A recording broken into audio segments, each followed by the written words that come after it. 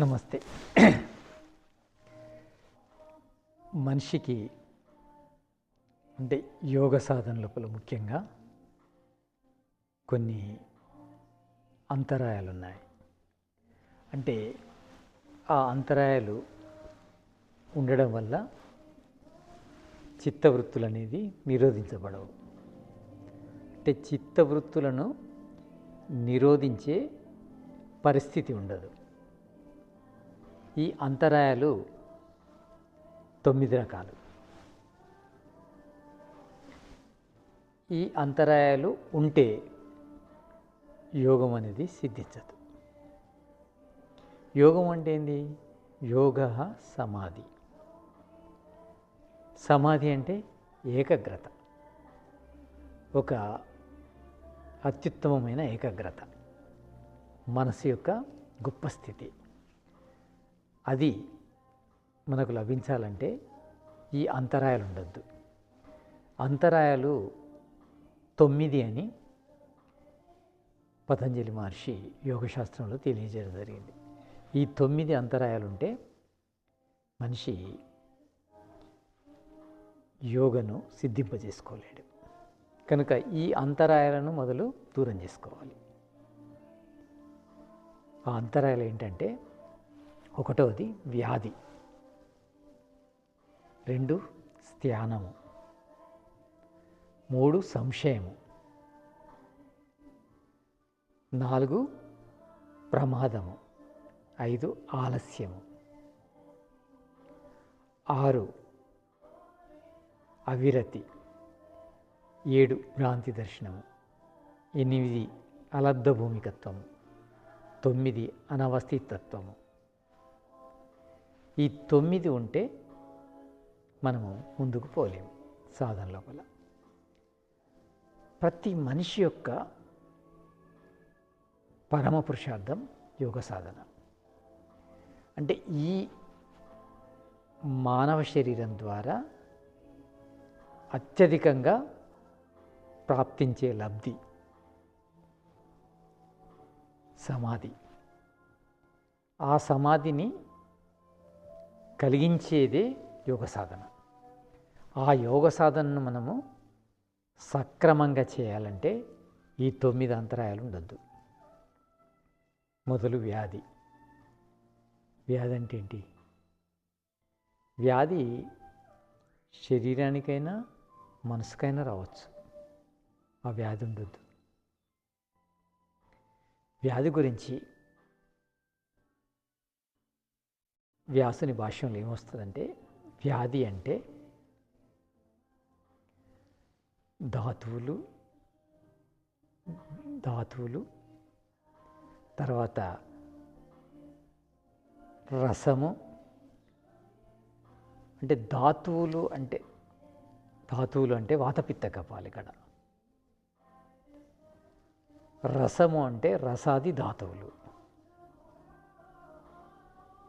వీటిలో వైషమ్యం కలగద్దు. తర్వాత కరణములు అంటే ఇంద్రియాలు. ఇంద్రియాల లోపల కానీ, ధాతువులు అంటే వాతపిత్త కఫాల్లో కానీ, రసములు అంటే రసాది ధాతువుల్లో కానీ, అంటే రసము, రక్తము, మాంసము, క్రొవ్వు, ఎముక, మజ్జ, రజోవీర్యాలు, ఇవి సప్తధాతువులు. ఈ సప్తధాతువులను ఇక్కడ రసము అనే పదంతో చెప్పడం జరిగింది వ్యాసుడు. రసాది సప్తధాతువులు. ఇక ధాతువులు అంటే వాతపిత్త కఫాలు. తర్వాత కరణములు అంటే పంచ జ్ఞానేంద్రియాలు, పంచకర్మేంద్రియాలు, మనస్సు.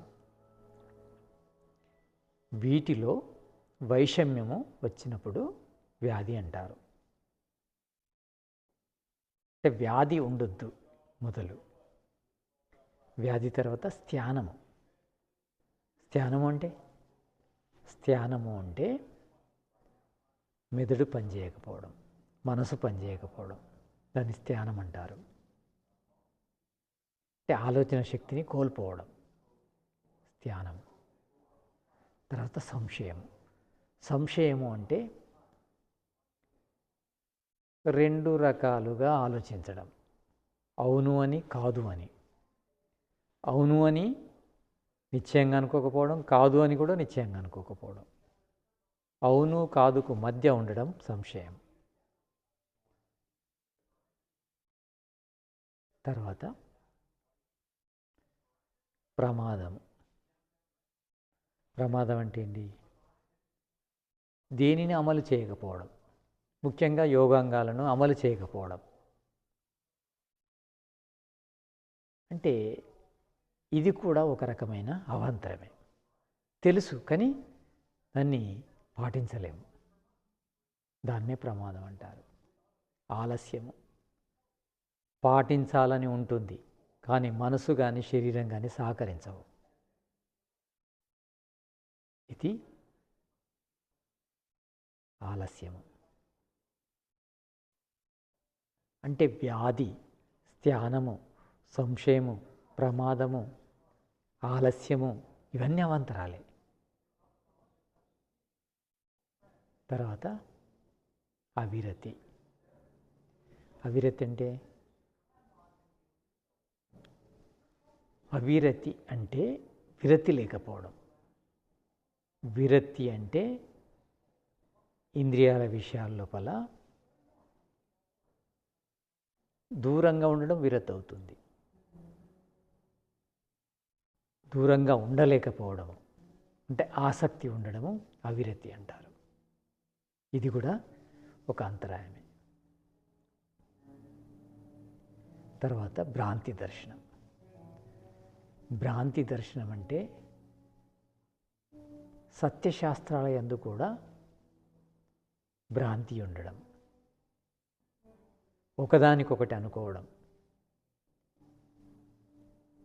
అనుకోకూడదని అనుకోవడం. భ్రాంతి అంటే అవిద్య. భ్రాంతి అంటే విపర్యాయము. భ్రాంతి దర్శనం అంటే అవిద్య. అవిద్య కలిగి ఉండడం, ఒకదానికొకటి అనుకోవడం. మంచిని చెడు అనుకోవడం, చెడును మంచి అనుకోవడం. లాభం చేసేది నష్టం చేస్తుంది అనుకోవడం, నష్టం చేసేది లాభం చేస్తుంది అనుకోవడం. ఇది భ్రాంతి దర్శనం. ఇది ఒక అంతరాయమే. తర్వాత అలబ్ధ భూమికత్వం. అలబ్ధ భూమికత్వం అంటే ఏది లబ్ధి పొందకపోవడం, సాధన చేస్తున్నా ఏమీ ప్రోగ్రెస్ లేకపోవడం, ప్రోగ్రెస్ లేదు అని అనుకోవడం. అంటే లబ్ధి ఏది కలగకపోవడం అలబ్ధ భూమికత్వం అంటే. ముఖ్యంగా సమాధి స్థితిని పొందకపోవడం. ఇంకా ముఖ్యంగా ఆలోచిస్తే ఏకాగ్రత లేకపోవడం, ఏకాగ్ర స్థితిని పొందకపోవడం అలబ్ధ భూమికత్వం అంటారు. అనవస్థితత్వం అంటే ఒకవేళ స్థిరత్వాన్ని పొందిన, సమాధి స్థితిలా అనిపించిన, ఏదైనా లబ్ధి పొందినా అది స్థిరంగా ఉండకపోవడం. ఒకసారి ఏకాగ్రత లభించడం, తర్వాత ఏకాగ్రతను కోల్పోవడం. ఒకసారి ఏదో ప్రగతి లభించడం, తర్వాత ఆ ప్రగతిని కోల్పోవడం. ఇది అనవస్థితత్వం అంటారు. ఈ 9 కూడా అంతరాయాలే, అవాంతరాలే. ఈ 9ని మనము దూరం చేసుకోవాలి యోగాను సాధించాలంటే. ఈ 9ని దూరం చేసుకోవడం కోసము మనకు యోగశాస్త్రం ఏం చెప్పిందంటే,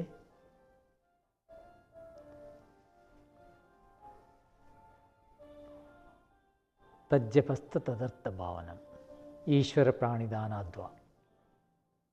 ఈ 2 సూత్రాలు ఉన్నాయి.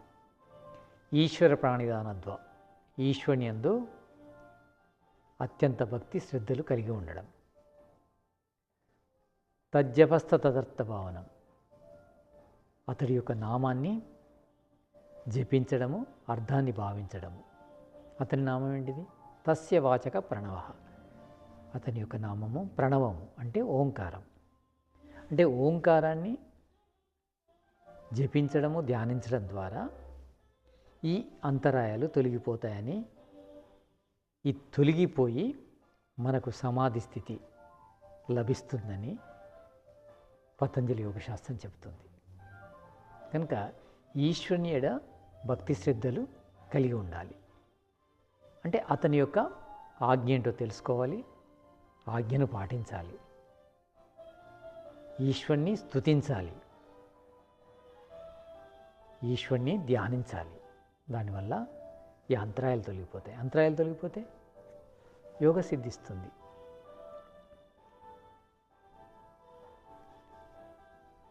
అంటే మనము సాధన చేయాలంటే అంతరాయాలు ఉండొద్దు. అంతరాయాలు దూరం చేసుకోవాలంటే ఈశ్వర ప్రాణిదానాద్వ తజ్జపస్థ తదర్థ భావనం అనే సిద్ధాంతాలను మనం పాటించాలి. అప్పుడు మనకు సమాధి లభిస్తుంది, అంతరాయాలు తొలగిపోతాయి. కనుక అంటే యోగ సాధనకే ఇవి అంతరాయాలు కాదు. జీవితంలో ఏది సాధించాలన్నా ఈ 9 అంతరాయాలే. యోగశాస్త్రం ఎప్పుడు కూడా కేవలము సమాధి కోసమే చెప్పదు. సమాధి అనేది అన్నిటికంటే అత్యుత్తమ స్థితి. ఆ అత్యుత్తమ స్థితి కోసం చెప్పిన ఈ సూత్రాలన్నీ కూడా మనకు ప్రతిదీ సాధించడానికి పనికొస్తాయి. కనుక మనిషి ఏది సాధించాలన్నా ఈ 9 అంతరాయాలు కలిగి ఉండకూడదు. ఈ 9 అంతరాయాలను తొలగించడం కోసమే ఈశ్వరుని ఎడ భక్తి శ్రద్ధలు కలిగి ఉండాలి. ఈశ్వరుని యొక్క స్తుతి ప్రార్థన ఉపాసనలు చేస్తుండాలి. అతని తజ్జపస్థ తదర్థవానం అంటే జపించడం అంటే కేవలము శబ్దాన్ని జపించడము, మంత్రాలను జపించడమే కాదు. అంతకంటే ముఖ్యమైనది దాని యొక్క అర్థాన్ని భావించడం. దాన్ని ధ్యానం అంటారు. ధ్యానం అంటే స్మృతి వృత్తి. ఆ స్మృతి వృత్తి ద్వారా మనము ఈశ్వరుని ఎడ భక్తి శ్రద్ధలు పెంచుకొని ఈ అంతరాయాల నుంచి దూరం కావాలి. అంటే ఈ అంతరాయాల నుంచి దూరం కావడం కోసమే కాకుండా ఈశ్వరుని యొక్క భక్తి శ్రద్ధలు, ఈశ్వరుని యొక్క ధ్యానము మనను సమాధి స్థితికి తీసుకెళ్తుంది. కనుక చాలా ముఖ్యమైనది తజ్జపస్థ తదర్థ భావనం ఈశ్వర ప్రాణిదానాత్వం. యోగి తప్పకుండా ఈ 2 సూత్రాలను పాటించాలి. నమస్తే.